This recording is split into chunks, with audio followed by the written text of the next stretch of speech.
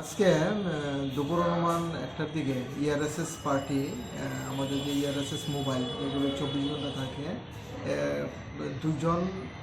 একজন ছেলে এবং 5 জন মেয়েকে ডিটেন করে নিয়ে আসে।